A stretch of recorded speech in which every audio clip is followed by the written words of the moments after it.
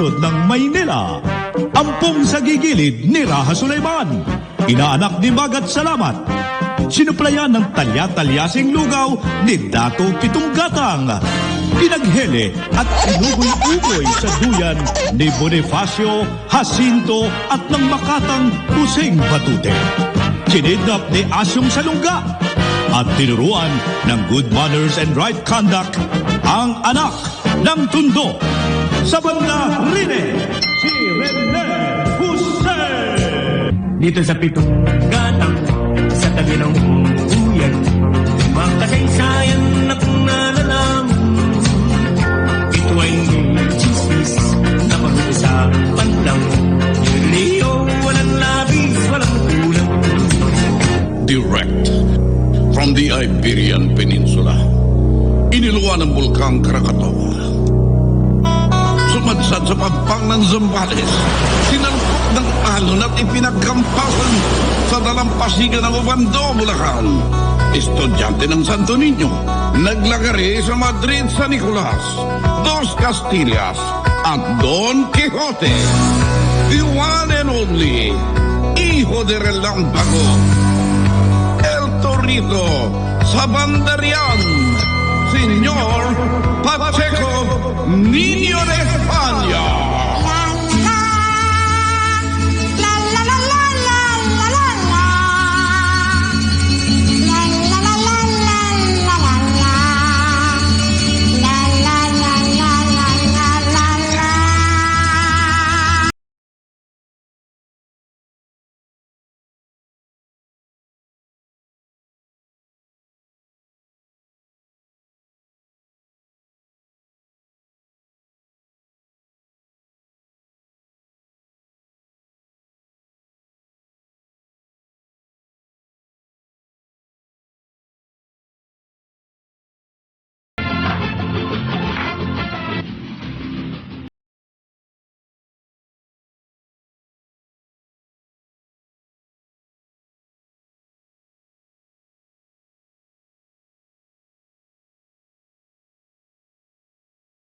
Magandang hapon, Islas de Pilipinas.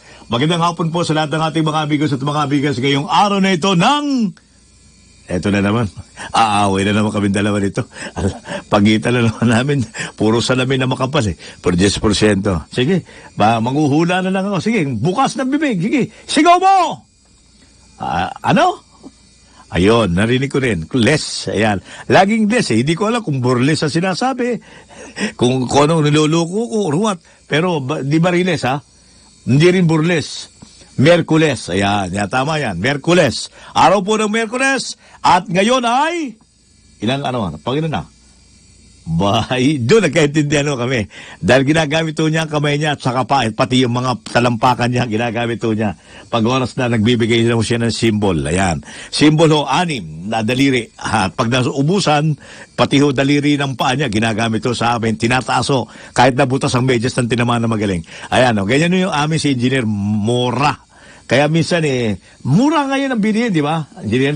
Napapamura naman ang bilihin ngayon, no? Mabuti naman. At siyempre, samahan po ninyo kami hanggang alas 5:30 ng hapon. Ito pa rin ang Double Banda 2019. Sa pangalan pa rin po ni Carne Jose, si Senyor Ray Pacheco pa rin ang inyong kaboka-boka, kabeso-beso, kachika-chika, hanggang alas 5:30 ng hapon. Maliwanag yan, maliwanag. At sa pangalan po yan ni Carne Jose. At siyempre, samahan po ninyo kami dahil puro po mga rumerepek yung mga issue, rumerepek yung mga balita, rumerepek yung report mula sa mga kaagapay natin, ang bumubuo ng reportorial team ng DWIZ. At siyempre, ngayon po ay talagang nararanasan na natin ang init ng panahon. Kumikilos po ang ating gobyerno para maagapan ang epekto nitong mild El Nino. Mild naman pala Kala ko ba matindi? Hindi mild parang. At tiniyak po na matapos tukuyin ang pag-angkat ng mga produkto mula sa mga bansang hindi epektado ng grabing tag-init.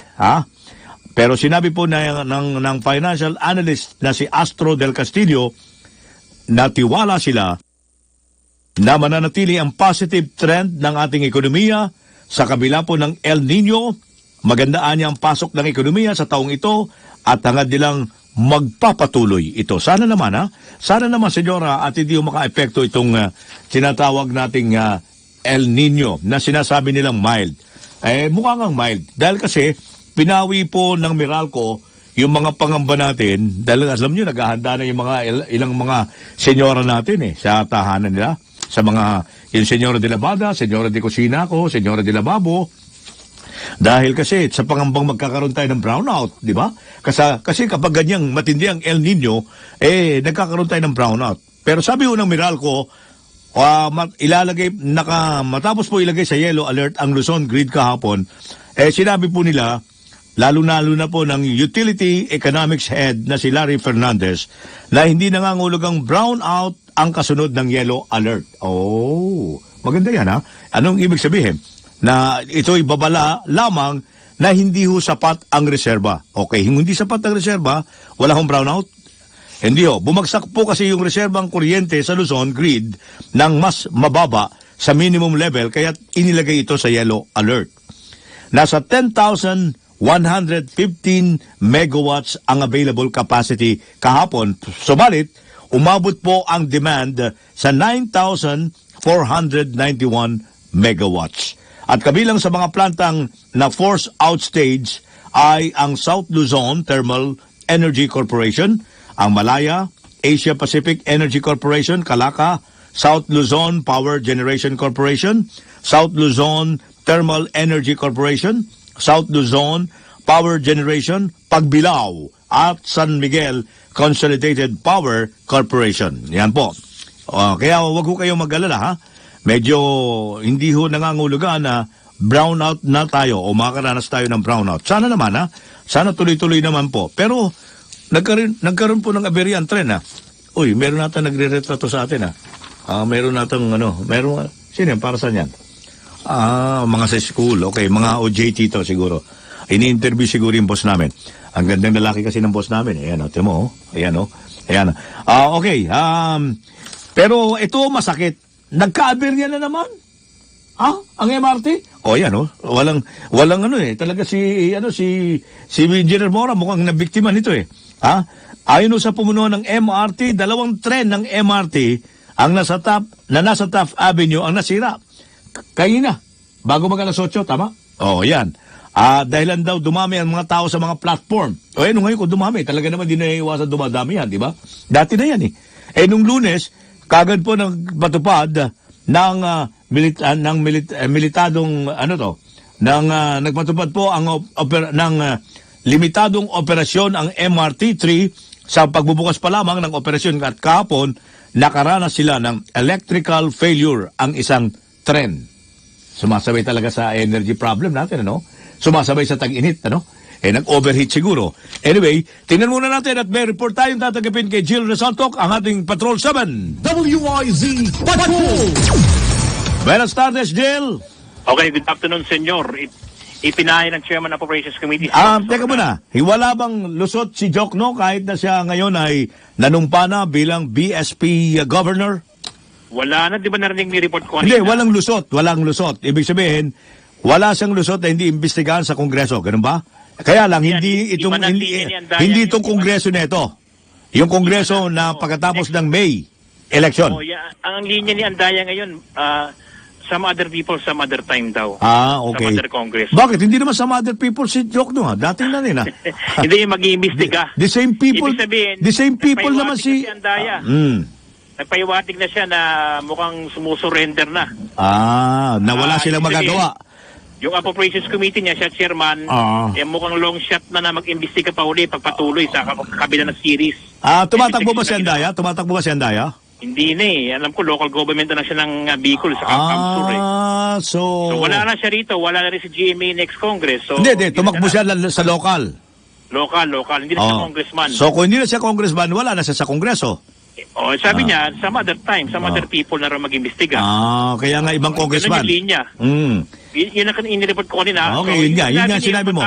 Pero sabi nila, hindi pa raw tapos na kakalkalin nila ng Kamara ang irregularidad at questionable diskarte dito nga po sa bago ngayong itinilagang Central Bank Governor natin na ngayon, na siya po yung dating budget secretary natin, pero meron nung problema tungkol doon sa 75 billion insertion, di ba? Yung insertion. Pero iba na yung mukha ni Andaya kanina. Sabi niya, wala, na-appoint na sa Bangko Sentral eh. Sabi Sabi niya ganun eh. Para, ang dating para mahirap ng habulin eh. Mabigat pala yung mabigat pala yung kalikot-kalikot na yan, ng pondo. At saka isang bagay dito, senyor. Dalawang Kinampihan ng Pangulo eh. Kinampihan ng Pangulo si Jokno, di ba? Dahil binigyan pa ng award eh. Parang award yung pagiging governor ka pa ng Central Bank, di ba? Parang yung kaibigan mo rin, yung sa Bureau of Customs. Sino ba yun? Si La Peña. Yung nadali ng yung magnetic lifters, na mula sa pagiging magnetic lifters. Si Payaldon din, di ba? Ginawa siya ngayong sa technical siya inilagay para matuto ng magnetic lifter. Parang ganun prinsipyo. Ayun. Makasangkot sa... Si Faldo naman, mula sa customs, dinala naman dyan sa bilangguan naman. Sa bilangguan siya nilagay, di ba? Ang bakit nung posisyon na nga pala, nakalimutan ko. Bilangguan, nilagay siya sa bilangguan, inilagay sa kusasan, ngayon, nasa secretary mo na ngayon, Bureau of Prison, no? Nasa Bureau of Prison siya ngayon. Okay. Napopromote na iba-ibang... Parang ganun din yung kay Joke, no? Na matapos ma-involve sa 75 billion insertion. Tayo kailan kaya tayo ipopromote ni boss? Kailan tayo ipopromote ni boss? Hindi tayo mapromote. Lagi lang tayo ganito. Parang ganun nangyayari. Ganito lang buhay natin eh. Tino, patawa-tawa lang yung boss natin. Ito mo, wala pa. Kinukunan lang ng retrato.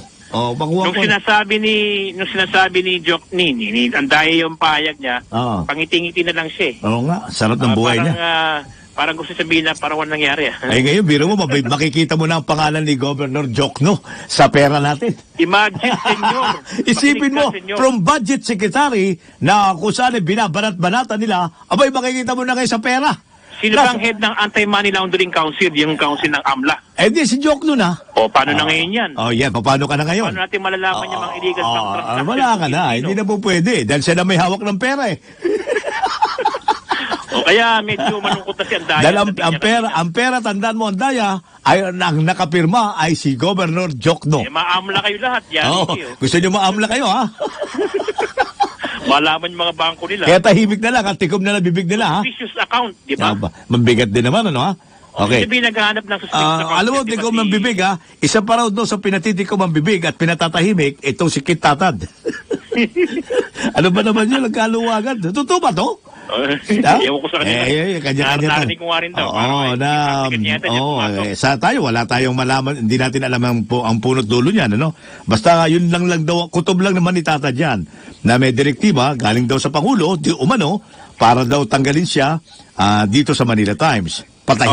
Mabigat yung salita, patahimikin daw siya ng Pangulong Duterte. May insinuation na meron dinidirect. Mahirap yan. Mahirap yung pagpapatahimikin kasi. Kasi daw, galit na galit daw ang Pangulo sa mga sinusulat ni Tatad sa kanyang column at may parating pa sa may-ari ng Manila Times na wag na siyang pagsulatin, kaya't nagpasya na rin ang Makakalam ko bago mag-eleksyon, di ba Duterte si Tatad? Ba't ano nangyari? Ayun ang hindi ko rin alam. Alam mo naman, ikaw naman tandaan mo ang politika. No permanent friends, no permanent enemies. Tandaan mo yan. Tandaan mo yan. Kaya wag kang papasok sa politika.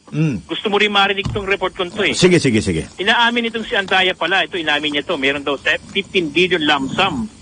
15 billion. 1.5 billion. Wow. B, okay. Ito para sa i-boost daw yung universal healthcare law. Yan. Di ba napirma na ng presidente yan?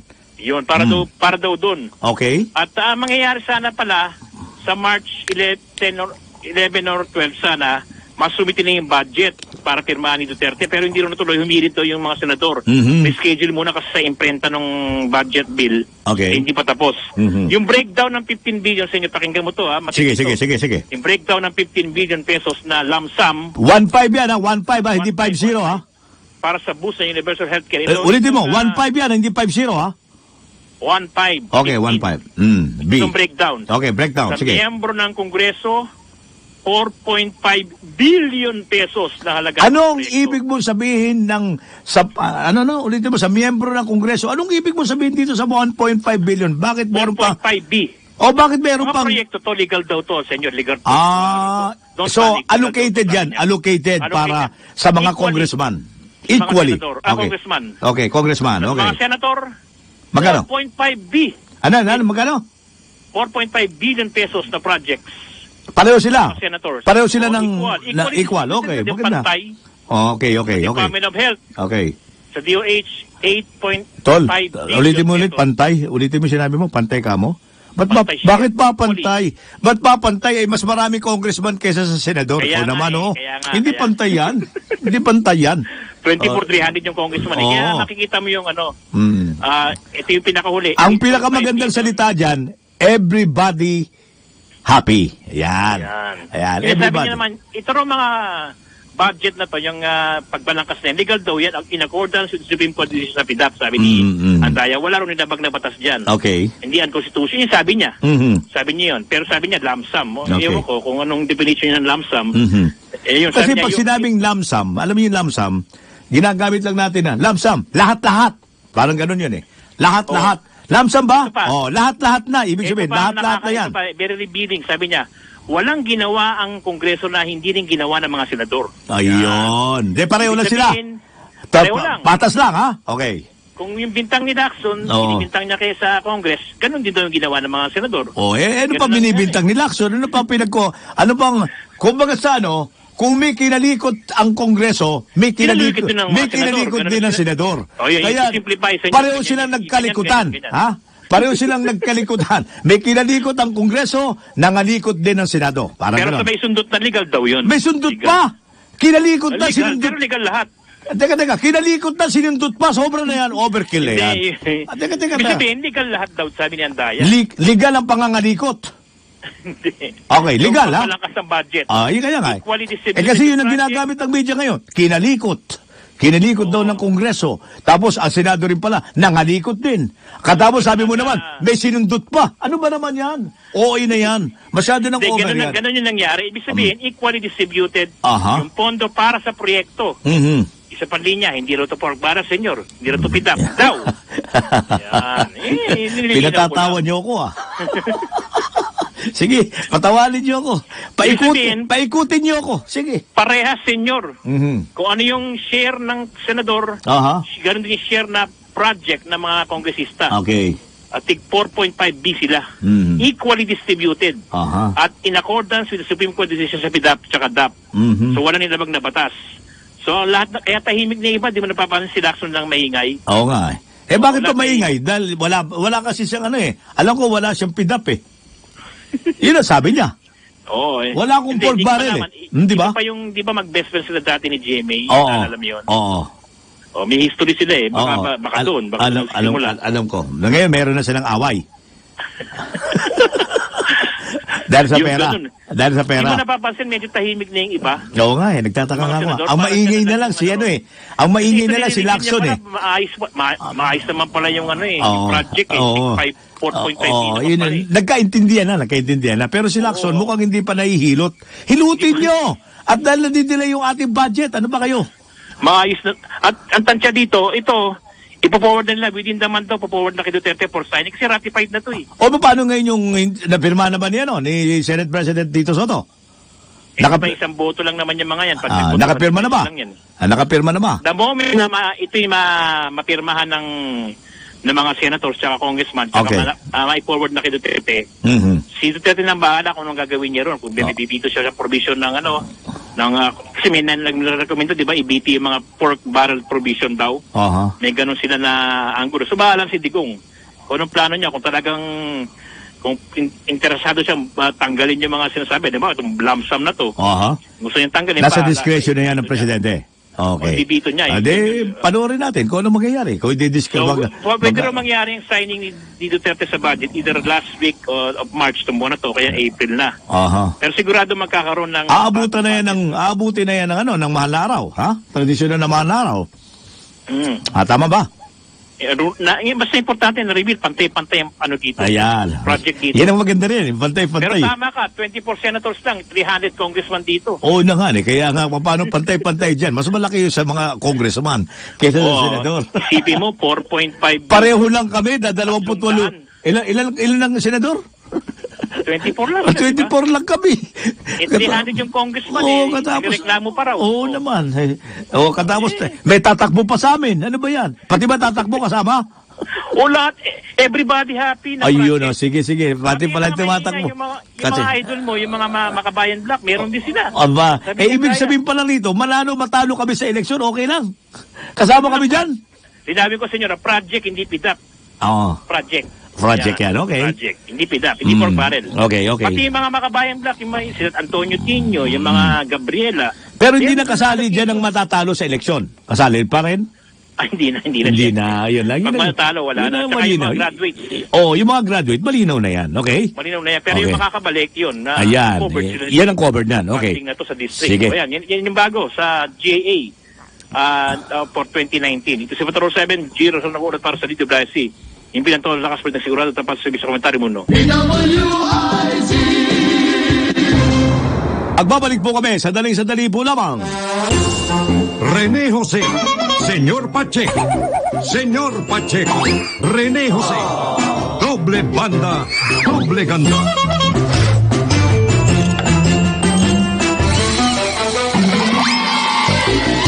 Para po sa inyo mga text messages, ang aming text line, 0918-350-2378. Philippine Standard Time.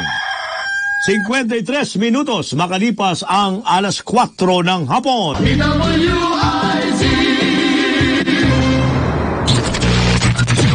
Doble ang tindi ng komentaryo. Doble.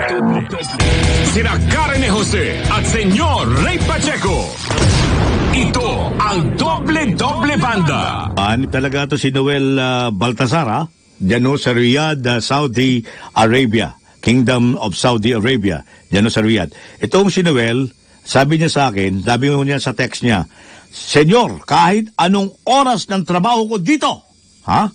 Sa Saudi, kasi 11:30 to AM ako to 12:30 ng tanghali.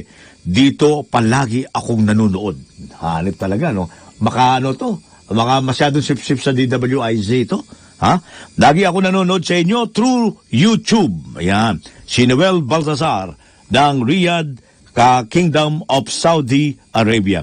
At least nababawasan ng konti yung hirap niyo dyan, ano? Dahil naiisip niyo na para di kayo nasa Pilipinas habang nanonood kayo sa amin, di ba, Noel? Okay, sige, keep it up. Palagi lang kayo manood at lagi namin kayo paliligayahin ni Engineer Mora. Si Engineer Mora, ayan, tinan mo. Pag nakita mo sana si Engineer Mora, kaya lang hindi ko mailagay dahil sa'yo dito dahil ngayon magsalita lang, hindi kami magkaintindihan dalawa. Pagitan kami ng makapal na salamin kaya hindi kami magkaintindihan Okay, anyway, kahit pa paano, naibabagi namin sa inyo ang mga issue pa rin at yung mga pangyayari na nagaganap dito sa Islas de Pilipinas. Huwag kayong magkalala. Ang sunog, wala sunog ngayon. Wala ata akong nakuhang sunog ngayon, ha? Mukhang nakalusot ngayon mukhang tumama ngayon ang Fire Prevention Month. Wala akong sunog sa Metro Manila tayong natatanggap na report. Sana naman, ganyan. Talagang matutupad yung Fire Prevention Month. Hindi ka mukha kahapon, Fire Prevention Month, halos, laki ng sunog, di ba? Ilang ba kabahayan yung nadali kahapon. Ngayon po, medyo zero. Sana naman natiling ganyan at lagi nag-iingat tayo. Talagang ikapit natin yung panawagan ng ating pamahalaan na mag-ingat sa pagsunog. Maglaro ng apoy. Ayan, sabi ni Engineer Mora, wag daw ho kayong maglaro ng apoy. Ha? Wag kayong maglaro ng apoy. Okay ba ako dito? Ayan, ha? Okay ba? O yan, kinukulan niya ako kung okay ako dito. Okay ba dyan? Ayan, ha? Okay, yung wag kayong maglaro ng apoy. Ayan. Depende ho yan sa paglaro ng apoy. Pag talagang matindi, tama to si Engineer Mora. Iba ito sinasabi mo paglalaro ng apoy Yung pababayaan mo yung apoy habang nagsasaing ka, habang nagluluto ka, pababayaan mo yung apoy. Masusunog ang iskargo ni nakikinig ba kayo si Sister de la Cruz? Alam nyo, yung iskargo na yan. Hindi ko makalimutan yung iskargo na yan sa Europe o kaya biski na sa Canada, sa Amerika. Iskargo. Biro mo, ang mahal-mahal kainin yung iskargo. Kabanay mala mo, sa atin, mura lang yan. Tinatapon lang sa atin yung iskargo na yan, hindi nga pinibin. Alam mo kung ano iskargo? Na inaano ni Sister Edith de la Cruz na hinanda sa amin ng isang araw. Sabi niya, Senyor, iskargo tayo, iskargo. Hanip ka ako Pero ibang klaseng iskargo nakita ko nung yung hinanda ni Sister Edith. Naiiba, mestizo. Kulay puti yung escargot. Suso! Ang sinasabi ko, pag sinabing escargot, suso yan, Engineer Mora, ha? Tatandaan mo yan. Yun ang natikman namin kahapon. Ayan, nakikinig si Sister Edith, ha? Ayan, sabi ni Baltasar, ni Noel, sino ba babatiin ko pa? Greet mo na yung kanyang mga anak mo, puro engineer, Noel, lahat ng anak mo, puro engineer ba yan? Engineer John, Engineer Eric, Engineer John Patrick, Engineer John Manuel, at an engineer to be, Jenica Marie, Alexis Baltasar. Thanks, Senyor. Matindi, no, ha? Matindi ito mga anak ni Noel Baltasar. Puro mga engineer, ha? Pero siya, hindi engineer. Hindi engineer to si Noel. Pero lahat ng anak niya, ginawa niyang engineer. Habang nandun po siya, nagtitiis ng init at pawis, at habang minsan naka-aircon din, naka-aircon ng lamig, malamig dyan sa Saudi Arabia, mahirap din ang buhay dyan, ha? Pero isipin nyo, nagtiis siya ng pawis at nakahiwalay sa kanyang pamilya for so many years, pero nakagawa sila ng ilang engineer yan. Engineer John, Engineer Eric, Engineer John Patrick, ilan na? Engineer John Manuel, 3, 1, 2, 3, 4. Tapos meron pa siyang may incoming, to be, Engineer to be, Jenica Marie, Alexis Baltasar. Ayan. Kaya gayahin mo yan, Engineer Mora, ha? Pag ikaw may mga anak, gawin mong lahat engineer. Ubusin mo. Gawin mong... ano kaya magyayari sa bahay mo kung puro engineer ang nasa loob ng bahay mo, no? Engineer lahat, ano? Ganun ang mangyayari. Pero, ngayon pong araw na ito, ayan, tawa na tawa si Sister Edith. Okay, doon sa kanyang escargo. Okay, tuloy-tuloy po tayo at mamaya po, magbabalik kami, ha? Sandali po lamang. Rene Jose, Senyor Pacheco, Senyor Pacheco, Rene Jose, doble banda, doble ganda, simply lovable. Para po sa inyo mga text messages, ang aming text line 0918-35-02378. Philippine Standard Time. Alas 5 na po ng hapon.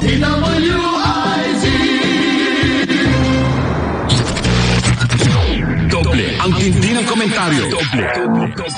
Sina Karen Jose at Senyor Ray Pacheco.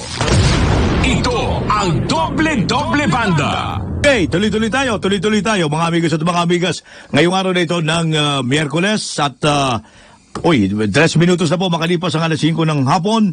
Ayan, ay medyo kumbinsido daw po ang PDEA na ang perang nagkalat ngayon sa Pilipinas dahil eleksyon ay amoy shabu. Hanip din, ano? Tignan nyo nga, pakiamoy nyo yung mga pera nyo kung amoy shabu. Dahil kasi sabi ng PDEA, sabi ng Philippine Drug Enforcement Agency, nagagamit daw po ngayon ng pera sa mula sa illegal drugs para bumili ng boto. Nako, din tiyak na nakatanggap na tayo ng perang amoy droga. Ano ba ang amoy ng Engineer Mora? Paano ba natin malalaman kung ang pera mo ay nanggaling sa droga? Amoy ano ba yan? Amoy shabu? Yan daw Yan daw ngayon ang pinamabahagi sa mga botante para sa eleksyong ito. At ayon po kay Director General Aaron Aquino, yan po ang assessment nila. At sabi niya, kalimitang ginagamit sa pagbili ng boto. Ilan din nagbebenta ngayon ng boto, di ba? Ilan ngayon ang binayaran na ng boto mula po sa mga corrupt at illegal drugs. Kaya mabigat yan. Kaya ngayon po, dapat na raw ilantad ng DILG Narcoles yung kanilang listahan ng mga involved na yan para magkaalaman kung sino yung namamahagi ng pera na nanggaling sa droga na kung saan po ang perang tinatanggap ngayon ng taong bayan ay amoy shabu. Amoyin mo nga, yung pera ko, amoy amoy sapsap, amoy galunggong. Pag nanggaling ho sa palengke, yan ang amoy ng pera nyo. Pero kung nanggaling ho sa droga, paano ang amoy? Yan ang gusto namin malaman. Para at least malaman namin, ako, totoo nga ata. Palagay ko na amoy ng mga PDEA na yung pera na karamihan ngayon nagkalat ngayon sa Metro Manila ay amoy droga o amoy shabu. Kasi di ko naman alam kung ano ang amoy ng shabu eh. Sila kabisado nila yan eh. Pero ang punto rito, dumistansya po ang DILG sa pag-amin ng Malacanang na nagmula raw sa wiretap information sa ibang bansa ang ginamit nilang basihan. Dito po sa ilalabas nila na listahan ng mga involved sa droga na mga kakandidato. At ayon po kay DILG Undersecretary Martin Dino, ang Philippine Drug Enforcement Agency ang nangunang ahensya po sa pagbuo nitong listahan ito na sangkot na mga kandidato sa droga. At tiniyak mo nila na malaking tulong ang pagpapalabas daw nitong listahang ito para matiyak na mga matitinong halal na opisyal ang mailuluklok daw sa pwesto. Talaga? Makakatulong mo yan? Ba talaga ha? Yan pala ba siya ha? Katunayan, marami niya sa mga nasama sa inilabas nilang listahan ay nung pang barangay election ang natalo na sa eleksyon. Ayun. Ay Kaya tabayanan natin. Pero blanco pa rin daw kung mayroong nagmulang wiretap sa information mula sa ibang bansa dahil ayon nga po rito, nadatnanan niya sa PDEA yung intelligence report hinggil sa mga narco-politician na yan. Pero sabi po ni Aaron Aquino, medyo hindi nila alam ang prosesong ginawa para makuha yung mga impormasyon na yan at kung may nakialam na ibang bansa. Pero ito po tinitiyak ni Aquino po bilang siya po ang ngayon ang Philippine Drug Enforcement Agency na paulit-ulit ang ginawa nilang pag-validate sa mga intelligence report bago po nila ito isa publiko sa susunod na linggo. Ayan, magantabay po kayo ha. Sa susunod na linggo na po ilalabas ito pong listang ito ng mga kandidato di umano ay sangkot sa pinagbabawal na gamot. Antabayanan po natin yan, senyora ha. Kung gaano po katotoo yan, hindi ho namin alam. Ang tanging makatitiyak lamang po niyan ay ang bumubuo nitong DILG na ilalabas po nila sa susunod na linggo yung listahan na yan. Kaya ang tanong, totoo ba yan o hindi? Yan ang hindi namin alam. Ngayon, yabang pinag-uusapan natin ng eleksyon, ang COMELEC naman po, sasampulan nila yung Magic 12. Ba, talaga? Paano sample? Paano sample yan? Sample balot? Ang alam ko, masanay sa sample balot ang COMELEC. Ito naman daw, magbibigay sila ng sample sa Magic 12. Paano yun? May mga kandidato daw na may tuturing na Magic 12 ang sasampulan ng COMELEC dahil sa paglabag. Ayun. Sa regulasyon, kaugnay sa paglalagay ng campaign materials. Okay. Totohanin niyo yan, COMELEC ha? Dahil wala pa kami nababalitaan na nabigyan na ng sample. Sabi nila, meron silang balak na kasuhan. Balak pa lang yan ha? Balak pa, wala pang totohanan yan dahil balak pa lang. Kasi balak, minsan hindi natutuloy eh. Tama ba, engineer? Pag sinabi mo, may balak akong ligawan yan eh. Pwedeng hindi mo ituloy. Pero gusto kong ligawan yan eh. Iba yon. Ngayon, kung sinabi ng COMELEC na gusto po namin sampulan, hindi eh. May balak lang kayo eh. Iba ho yung balak. Yung balak ano pa lang ho yan eh. Medyo nakabitin ho yan. Kaya nga daw, hawak pa rin nila ang mga binaklas na material kasi ebidensya daw yun para sa kasong ipapile nila. Ang offense nila sa isang election offense, ibig sabihin, may kaparusahan itong pagkakulong ng hanggang 6 na taon at posibleng diskwalifikasyon. Puro posible lang. Engineer, hindi pa madidisqualify ka. Yan, puro pa lang posible. Kagina, nagbabalak pa lang sila. Wala pang, sisiguruhin ho namin, dapat ganun eh. Yun ang gusto ko marinig sa COMELEC eh. Sisiguruhin ho namin na sasampulan namin. May balak ho kami. Balak lang pala eh. Wala ho yan. Mr. COMELEC, sana po tutuhanin nyo na. Sabi ho ng tagapagsalita, itong si Jimenez, na nakatagdang ihayag daw ng COMELEC ang mga pangalan. Ba, nakatagda na ha? Ihayag ang pangalan sa naturang senatorial bets at party list group sa tamang panahon. Naku, kailan kaya yung tamang panahon na yan? Yun na naman ang problema na naman natin. Kailan kaya? Ayun, pagkatapos kaya ng eleksyon? Baka naman may yung tamang panahon ninyo, tapos na eleksyon, tapos na bilangan. At saka nyo hahabulin. Naku, ang hirap din ng habulin yan. Hindi ho kami naniniwalang nasa tamang panahon yan. Sa ilalim po ng COMELEC, Resolution 10488, ang mga campaign posters ay dapat na hindi mas malaki. Alam na ho namin yan. Pero marami na ho kaso, yung alam ho namin na yan, marami ho ang hindi sumusunod. Ano ang gagawin ninyo, Mr. Comelec? Paano ho namin makikita yan? O binaklas na nga ho yan, alam na ho namin. Ang gusto namin makita, yung talaga tototohanin nyo na talaga yan ay illegal.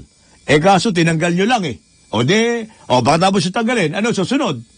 Paano nyo ba makikita illegal ngayon yan? Yung pagkakatanggal nyo?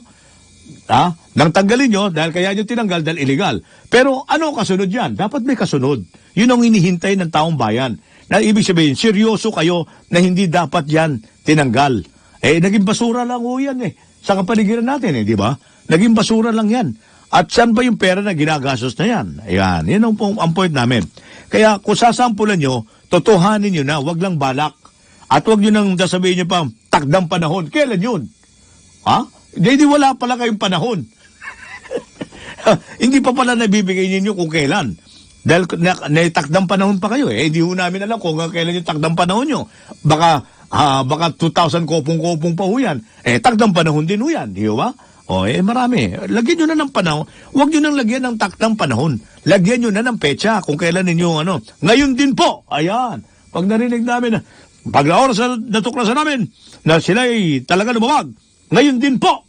Yan, ganun sana. Hindi, sa takdang panahon ay amin po sisikapin. Puro ganun pa. At may balak. Puro balak lang. Balak lang yan At nakatakda po kaming maghayag. Kailan? Puro nakatakda Pag nakatakda, wala pa yan. Wala pang date. Yan. Parang ganun lang yan nakatakda po namin pakasalan yung taong yan. Kailan? Yung babae, kailan mo ba ako pakakasalan? Huwag ka mag-alala. May balak ako pakasalan ka sa takdang panahon. Kailan yun? Malagay ko. Binibitin niyo yung pakakasalan nyo. Di ba kung gano'n yun? Bino mo, saan ka nakakita na? Alam mo, mahal kita. Talaga? At balak kong pakasalan ka Balak pa lang. Kailan? Sa takdang panahon. Matangin nyo man. Kahit na sino pagsabihan nyo na pag-iisip kailan lo yan? Kailan? Basta may takdang panahon. Kailan ka? Ang kailangan ko specific yan ang hirap dito sa nangyayari sa atin. Okay, 13 minutos na po makalipas ang alas 5 ng hapon. Ito maganda. Mabuti pa itong mukhang naniniwala na tuloy ako sa Manila Bay Noong dati hindi ako makapaniwala na ito ay talagang seryoso ang gobyernong Duterte, na ito ay talagang linisin at ayusin itong Manila Bay. Kasi alam nyo ba, marami na hong plano dyan sa Manila Bay na yan. Di ba? Natatanda mo, Engineer Mora? Ilang taon na, ilang presidente na narinig natin na ililinisin namin yung Manila Bay na yan at alisin namin pati yung Moy-an yan. Yung Moy-an yan na nakakahilo ay alisin namin. Puro salita lang at ang dami ng perang tinapon dyan. Di ba? Ngayon, alam nating malaking pera na naman ang gugugulin dito sa panahon ni Duterte administration. Pero sinimulan na. Sinimulan na po ang Sagip Manila Bay. Di ibig sabihin seryoso na ito ngayon. Para daw mapadali itong Sagip Manila Bay, eto na po ang ginawa ngayon. Nagpadala na po ang DPWH ng mga amphibious excavators baka naman pinadala nyo lang yan pwede lamang nandun lang yan nakadisplay, wala namang ginagawa. And then nagpadala na raw ng dumping scow, dumping trucks, debris segregators, street sweepers at vacuum sewer jet cleaners na siyang gagamitin po sa paglilinis. Mabigat yan pag yan ay mga daladala na. Ayon po kay DPWH Secretary Mark Villar, isasagawa na po ang full blast. Full blast dredging, particular na po sa critical section ng Manila Bay. Kaya inalerto na po, ito na po ang inalerto ng DPWH Bureau of Equipment Regional at District Engineering Offices sa loob ng Metro Manila. Kasabay ito ng pagtatalaga ng, isipin nyo 28 equipment, 50 personnel, 50 yan na mag-ooperate ng 16 na oras sa isang araw. Talaga seryoso na ito, engineer Isip-isipin mo yan. 16 na oras sa isang araw. 50 tao yan. Na walang gagawin niya kundi hukay rito, hukay doon. Dredging At magsisimula silang mag-desert. Ibig sabihin, pag dinaming desert, ano yung ibig sabihin, engineer? tatanggalin yung mga dumi doon sa ilalim, di ba? Mula, alam mo gaano kalalim? 150 meters ang kanilang huhukayin. Desilt, mula 150 meters mula sa shoreline ng Manila Bay at inaasa na aabot. Alam nyo kung saan aabot? Yung lalim. Sa 225,000 cubic meters ng mga putik ang maaalis sa loob ng 1.5 kilometers mula sa Manila Yacht Club breakwater papuntang US Embassy. Yan ang simula niyan, ha? At ayon po sa mga taga Department of Public Works, ang implementation po ng paghuhukay sa Manila Bay ay hinati. Hinati yan, ha? 5 sektor po. Tingnan nyo, pakinggan nyo mabuti. Magmumula sa 200 to 300 meters long hanggang matapos ang 1.5 kilometer sa loob ng 90 o kaya ay 120 araw. Minaman talaga napapaisip ng gusto si Dina Remora, no? Ibig sabihin, seryoso to, no? Kasi meron ng specific na gagawin, eh. Nung dati, naririnig lang natin to. Sagipin ng Manila Bay, sagipin. Gawin po. Pero wala rin, mabaho pa rin. Okay. Bukod po sa gagawin dredging activities sa Manila Bay, eto na, makikipagtulungan ng DPWH, DENR, MMDA, at ang Philippine Coast Guard sa cleanup at declogging sa mga drainage at kanal sa Manila City gamit ang vacuum sewer jet cleaner. Ang tanong, may tanong si Engineer Mora, paano yung mga nakatira dyan na nagpapasabog? Ano nagpapasabog? Nagpapasabog ng dumi. Tatanggalin nyo kayo dumi. Nandiyan naman yung mga taong nagdudumi. Paano yan? Nasa gilid yan. Naglilinis kayo habang nagdudumi sila? Yan naman ang tanong. Kailan nyo tatanggalin yan? Kung talaga seryoso kayo. Yun lang naman ang tanong namin, ha? Seryoso ho ba kayo? Tanggalin nyo muna yung nagdudumi. Ano gagawin natin sa nagdudumi? Tatanggalin nyo, may magdudumi. Wala rin. Magiging inutil din ho yung proyektong yan kung hindi nyo mapipigilan ang mga nagdudumi. Ilang building na sa paligid ng Manila Bay? Ilang bahay na mga informal settlers ang nandyan? Ilan? Nagtatanong lang po ang doble banda. Para sabihin natin, pipigilin nyo yan? Pipigilin nyo yan? Paano nyo pipigilin yan? Tatanggalin nyo yan? Paano nyo tatanggalin yan? Ang dami yan. Sabay-sabay habang kayo naglilinis ngayon dyan? O maglilinis kayo habang sila nagkakalat? Ang hirap nun. Hindi malilinis ang Manila Bay. Magbabalik po kami. Sandali po lamang.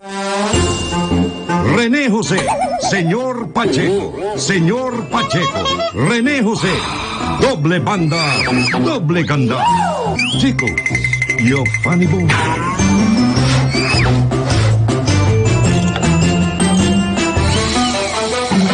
Para po sa inyo mga text messages, ang aming text line, 0918-350-2378. Philippine Standard Time. 19 minutos na po makalipas ang alas 5 ng hapon.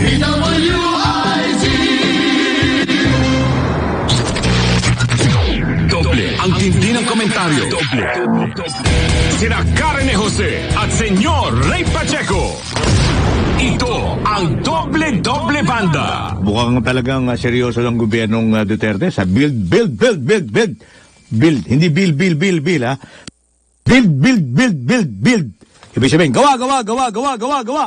Eto na, sinabi na namin kanina yung Manila Bay na seryoso ata sila, ha? Totohanan yan, ha? At habang mga tuloy-tuloy na rin ang ginagawang MRT-7 at ganun din po ang gagawing ano yun, yung sinabi ko sa iyo, engineer, yung underground, yung subway, ayan, ha? At ngayong buwan na ito ng Marso, senyora, sa maniwala kayo sa hindi, ha? Nakatagda po ang groundbreaking ceremony para po sa Bulacan Mega City. Nako, talaga, ha? Bulacan Mega City na itatayo sa 400 ektaryang makakasakop sa 3 bayan sa lalawigan at inaasang magdudulot ng mahigit na 100,000 trabaho para po sa mga Bulakenyo ang lilikaing proyekto, lilikayin po na proyekto nito. At nakumpirmang ang itatayong Bulacan Mega City ay makakasakop sa mga bayan ng, ito po yung mga sumusunod, ha? Pande, Bukawe, Balagtas, na planong simulan ngayong buwang ito ay ang magbibigay daan para sa Philippine International Outlet Stores, shopping mall, techno hub, factory outlets, industrial factories, warehouse at call centers at iba pang hanap buhay. Ayon po kay dating Pandi Mayor Enrique Roque, itinalagang kinatawan ni Governor Alvarado para sa pag-asikaso at pagsasaayos sa initial at preliminary negotiation para may sakatuparan po ang proyekto sa napapabor sa mga Bulakenyo dahil sa lilikaing trabaho nito. Kabilang sa plano ng Mega City Project ang paglalagay ng Pandi exit sa North Luzon Expressway o NLEX. At idinagdag pa ni Roque, ang Pandi exit ng NLEX ay 900 metro lamang ang layo sa bayan ng Pandi at 150 meters sa bayan ng Balagtas at 220 meters at sa munisipalidad ng Bukawi at 16 na kilometro sa bayan ng Angat at 15 kilometro sa Bustos na halos 70% kumpleto na at malaki na po ang magiging papel nito para sa itatayong mega project. Naku, nalaki pala rito, no? Dito ilalagay ang airport. Ang ating bagong international airport diyan po sa Bulacan. Tandaan natin. Kaya ito pong multi-billion projects ay magkakaroon ng katuparan sa pagkikipagtulungan ng grupo ng Chinese investors mula sa Hubei province of China na nangako maglalaan po ng 50 bilyong puhunan sa Bulacan at resulta ito ng sisterhood ng dalawang probinsya na ninagdaan noong Oktubre 16, 2018 sa Sofitel Hotel, Pasay City. Maganda ito. Matindi ito, ha? Matindi itong mangyayaring ito, ha? Kung talagang maliban po sa sinasabi nating international airport, ito isa sa pinakamalaking international airport natin ay gagawin pa ho ngayon ay Bulacan Mega City. Talagang seryoso, puro build tayo, ha? Walang build, ha? Build. Ayan, yan ang usapan dyan. Okay, ito po. Sa mga nanonood sa amin sa Facebook, nais namin batiin sila Ojo C, mula po sa Alberta, mula sa Calgary, Alberta, Canada. Hoy, malamig pa ba? Malamig pa rin. Yan po, mga nanonood sa atin dyan sa Alberta, Canada. Ganon din kay Noel Baltasar diyan po sa Saudi Arabia. Si Justin Belmonte, hello senyor. I'm watching naman dito sa Sampaloc, Maynila. Ayan. Si Julia Bercasio, senyor, good afternoon. Ako din po, senyor, watching on YouTube every day.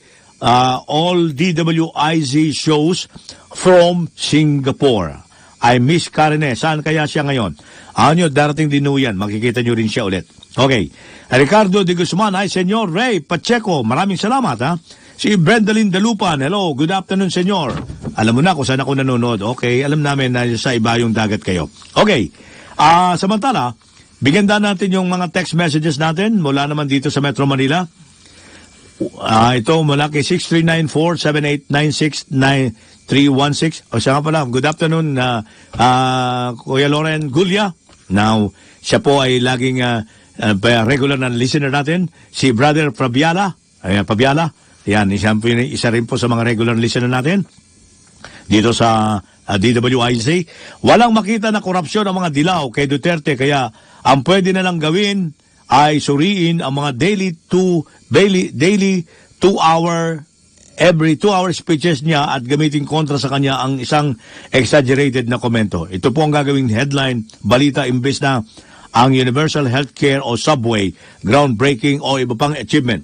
Sa termino ni Pinoy, hirap na hirap silang maghanap ng achievement kasi walang achievement ito. Ayan. 639-555-192384. Good PM Doble Banda.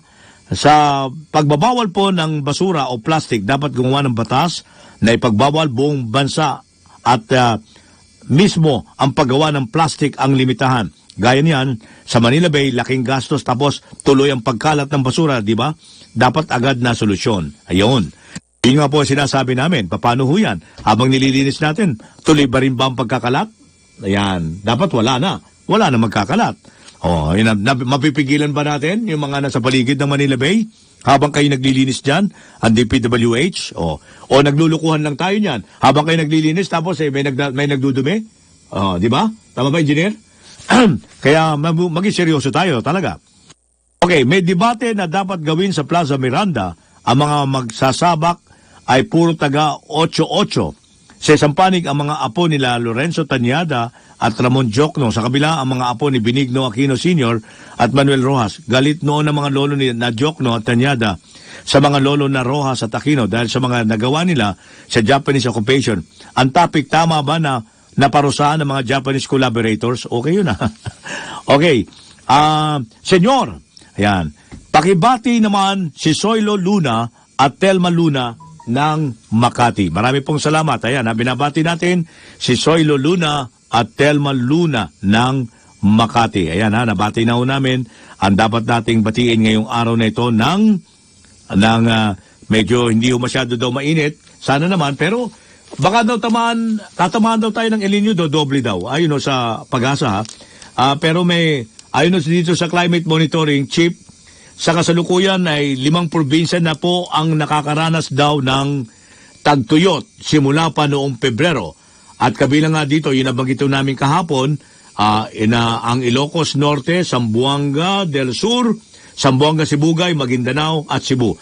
At yung yung ito Zamboanga ay nagpahayag na po ng kanilang state of calamity na, di ba? Dahil dito sa itindi ng init.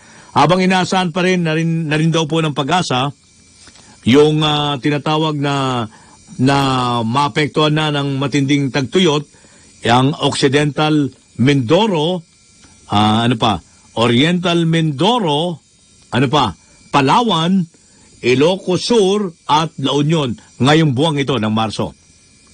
Medyo ang sarap pa naman maligo dyan, di ba? Ang sarap pa naman maligo dyan sa lugar na yan. Kung ganyan ang mangyayari, hindi ko alam kung ano po ang teka muna, meron pa atang pagbati tayo. Pero ito po, ang sabi nga pala ng Pag-asa. Ang sabi pa ng Pag-asa, may pahabol ba? Noted Senyor, ayun, si si Brother Papiala. Okay. Nasa Romblon ka ba, Brad? Sa Romblon ka ba o dito ka na nakikinig sa Quezon City? Okay. O kumusta din sa Romblon? Okay. Ito po ang dagdag ng Pag-asa sa atin. Posibleng dumami pa ang mga lalawigan na makakaranas daw ng matinding init pagsapit ng buwan ng Abril. Ibig sabihin, talagang dodoble pala itong tama ng El Nino. Yan po ang antabayanan natin. Medyo maging alisto lang tayo. Basta wag ho lagi tayo nagbababad sa init ng araw sapagkat alam niyo naman ang epekto niyan na magkakaroon tayo ng skin cancer at iba't ibang sakit sa balat at maaari ding maging epekto yan sa ating katawan, sa ating kalusugan. Kaya lagi yung ligo. Huwag naman, pero kaso, uminom ng tubig. Yan ang pinakamaganda riyan. Lagi yung umiinom. Tulad ng ginagawa namin, engineer. Uminom. Magpapaalam na po kami. Maraming salamat. Muchas gracias. Sa pangalan pa rin po ni Karen Jose, ito pa rin si Senyor Ray Pacheco nagsasabing, hasta mañana!